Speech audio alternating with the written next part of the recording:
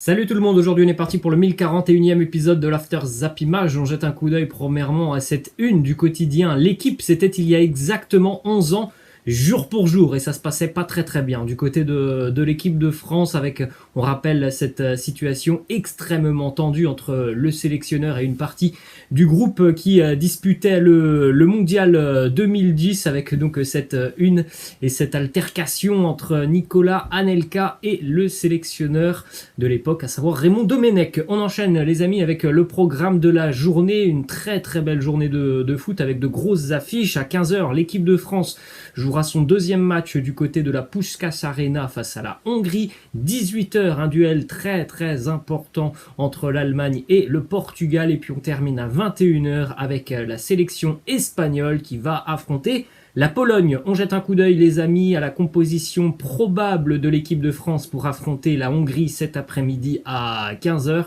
Vous pouvez faire un petit arrêt sur image, mais normalement il n'y aura aucun changement dans le 11 titulaire de l'équipe de France par rapport à l'équipe qui a battu l'Allemagne en milieu de semaine. Ensuite, quelques déclarations de Didier Deschamps hier en conférence de presse. Premièrement, les journalistes qui lui ont justement posé cette question sur la composition d'équipe. Est-ce qu'il allait faire un petit peu tourner face à la Hongrie, notamment au niveau des latéraux. Il nous dit Lucas Hernandez a eu un petit souci avant le premier match, mais cela a été réglé par le staff médical. Benjamin Pavard a subi un choc, mais c'est sans conséquence, ni sur le moment, ni pour après. Je n'ai pas de souci sur la disponibilité et la fraîcheur de ces deux joueurs. Après, on a cette possibilité d'être qualifié après ce deuxième match. C'est le premier objectif. Je vais tout faire pour que le résultat soit positif, étape par étape. Je ne prépare pas ce match en pensant au troisième. Il peut y avoir la même équipe ou quelques changements. Donc normalement, on devrait avoir la même équipe du côté de l'équipe de France.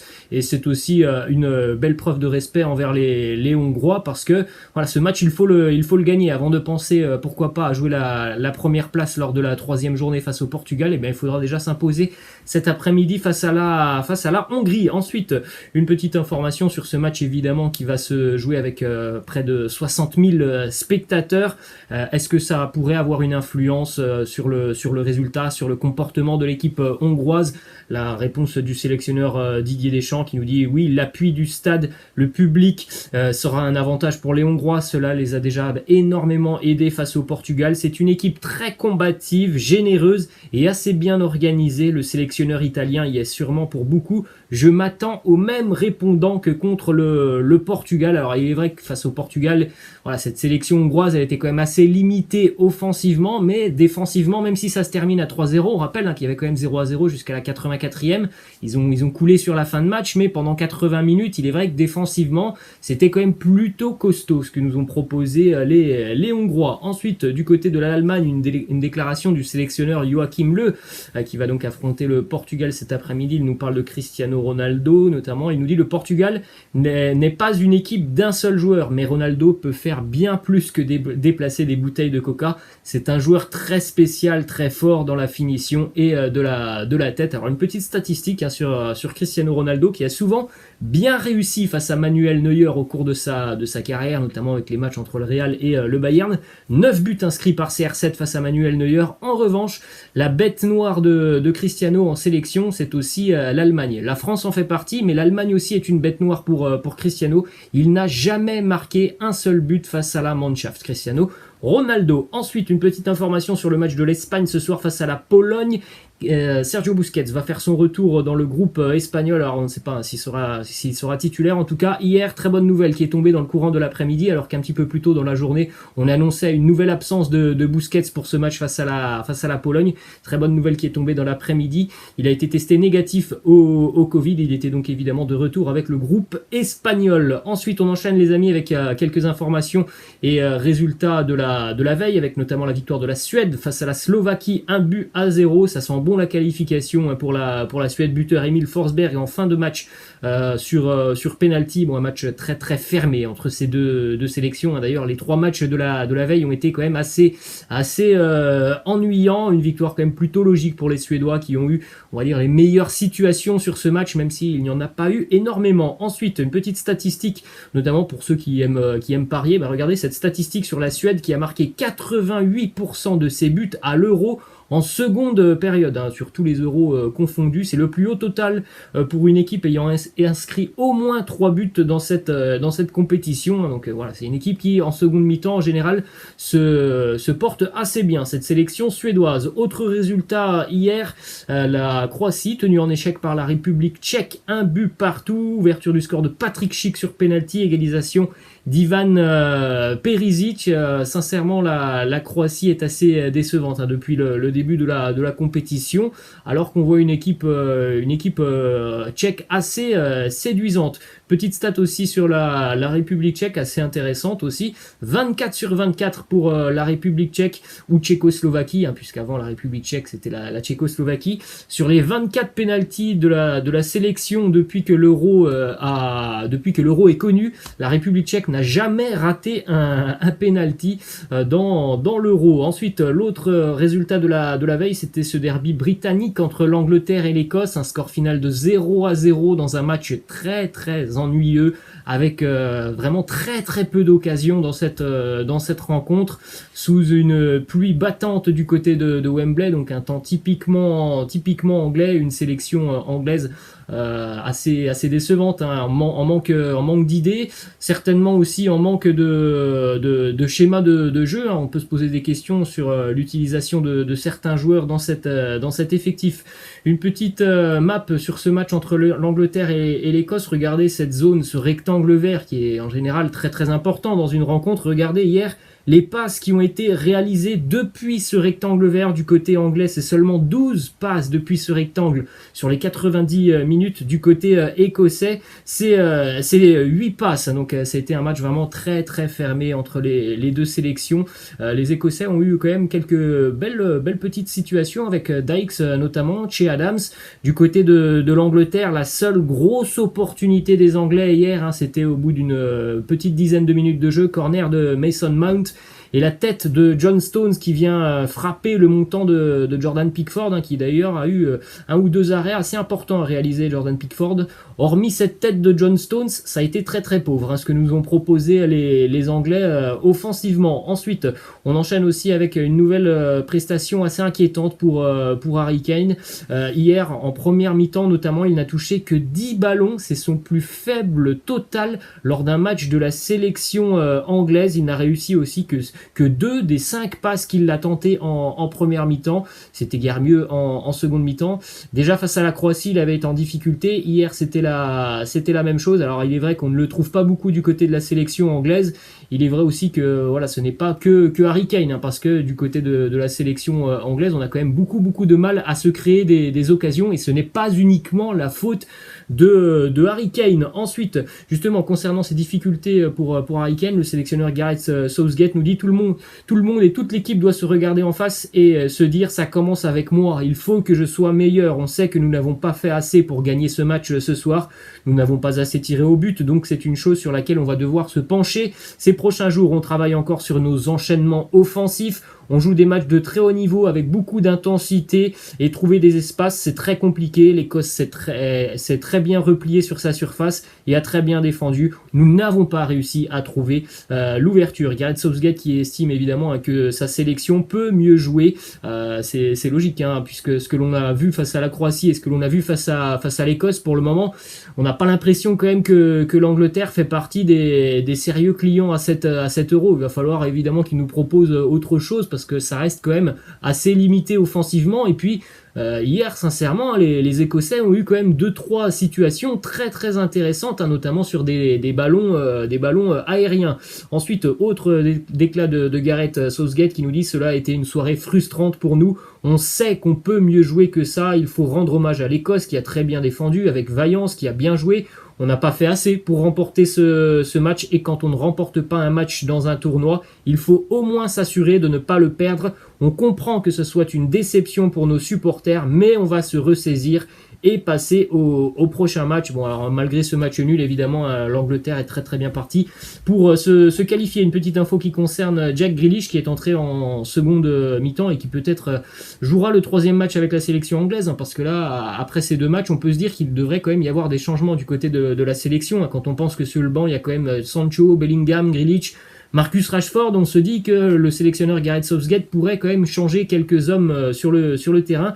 Hier, Jack Grealish est donc entré en seconde mi-temps. Il a obtenu 4 fautes en l'espace d'une demi-heure. C'est déjà un record sur cet Euro 2020. C'est aussi un record depuis la finale de l'Euro 2016 et Eder qui avait obtenu 5 fautes face à l'équipe de France.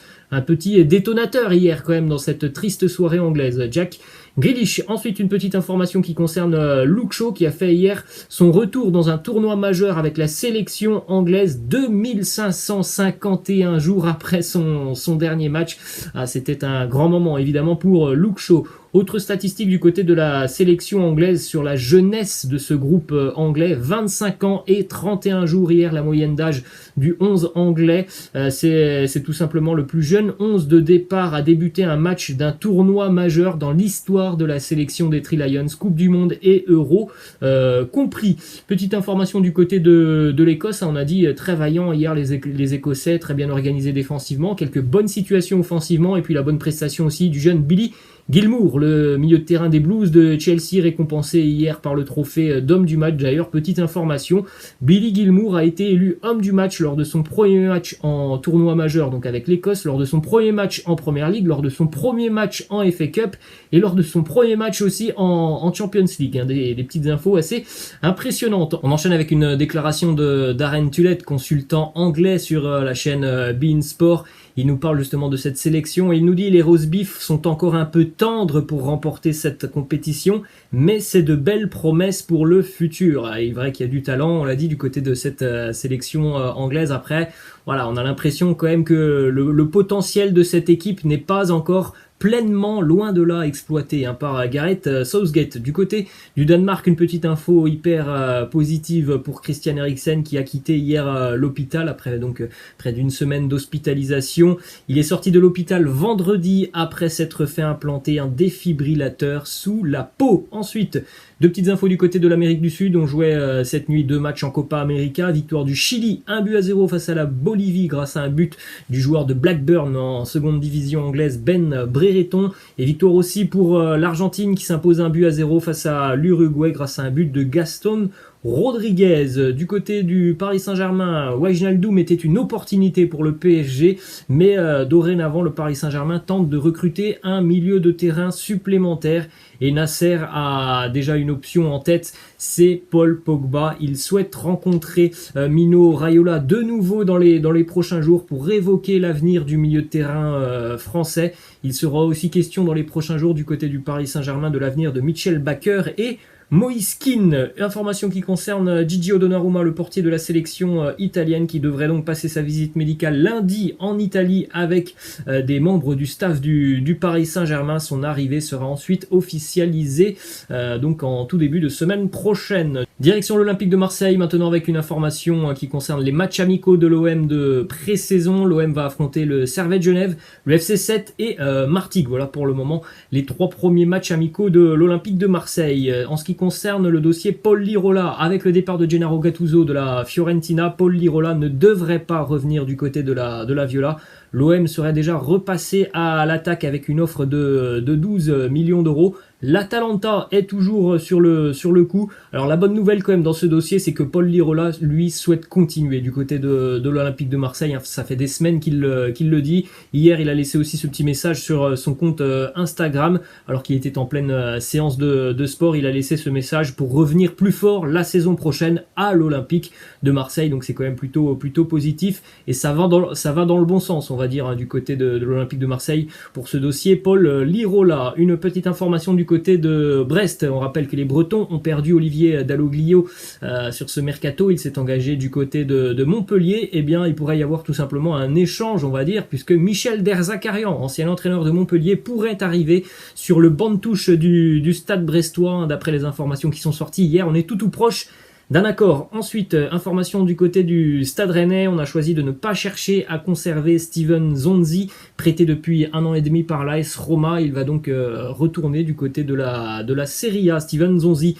Information cette fois-ci du côté du Racing Club de Lens. L'entraîneur lensois Francaise continue avec le Racing jusqu'en 2023 prolongation de contrat bien méritée pour Francaise avec cette saison exceptionnelle pour les joueurs du Racing. Ensuite, du côté de l'OGC Nice, c'est quasiment officiel. Jean-Claire Todibo, le défenseur du FC Barcelone, va s'engager pour 5 ans. L'option d'achat devrait être levée dans les toutes prochaines heures par l'OGC Nice. Option d'achat de 8,5 millions d'euros. Ensuite, du côté de l'AS Monaco, une information importante qui concerne un joueur qui a été très régulièrement décisif cette saison, Kevin Volland.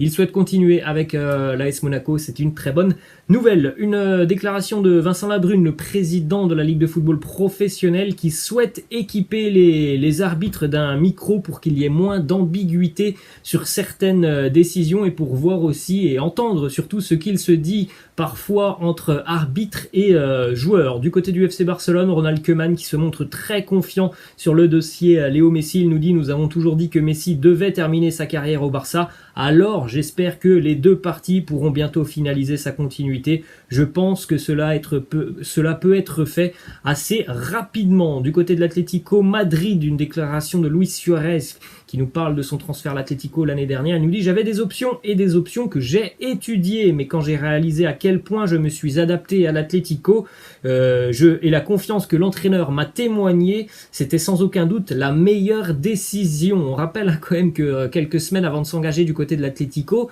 Luis Suarez était tout proche de s'engager du côté de la Juventus en Italie, où il avait notamment, je ne sais pas si vous vous souvenez, mais passé des tests en langue italienne où il s'était un petit peu raté, notamment Luis Suarez, et c'était en grande partie pour ça qu'il n'avait pas atterri du côté de la Juventus. Ensuite, information du côté du Real Madrid, et ça concerne un joueur qui n'est plus un joueur du Real, Sergio Ramos. Son entourage a proposé ses services du côté de Manchester City. Pour le moment, aucun intérêt de la part des Citizens et de Pep Guardiola. Ensuite, du côté du Real Madrid, une information qui concerne le nouvel entraîneur Carlo Ancelotti, qui suit de près la situation du jeune Manuel Locatelli, que l'on a vu étincelant cette semaine avec la sélection italienne. Des contacts devraient être établis très rapidement entre le Real et Sassuolo. On rappelle que le club italien demande 40 millions d'euros pour libérer Manuel Locatelli. Petite information qui concerne Zlatan Ibrahimovic, qui a été opéré ce vendredi du genou. Son absence est estimée à 2 mois selon la presse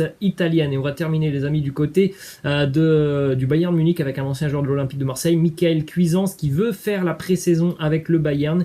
Il devrait y avoir une discussion avec le nouvel entraîneur Julian Nagelsmann, mais il est toujours considéré comme un élément transférable par les dirigeants bavarois. C'est vrai qu'après ce que l'on a vu de Michael Cuisance cette année du côté de Marseille, on peut avoir des doutes quand même sur la possibilité que Cuisance puisse avoir un petit peu de temps de jeu du côté du Bayern Munich. Voilà les amis, la fin de cet After Zappima. J'espère que ça vous a plu. N'hésitez pas comme d'habitude à lâcher un petit pouce bleu. Je vous laisse et je vous dis à la prochaine. Ciao.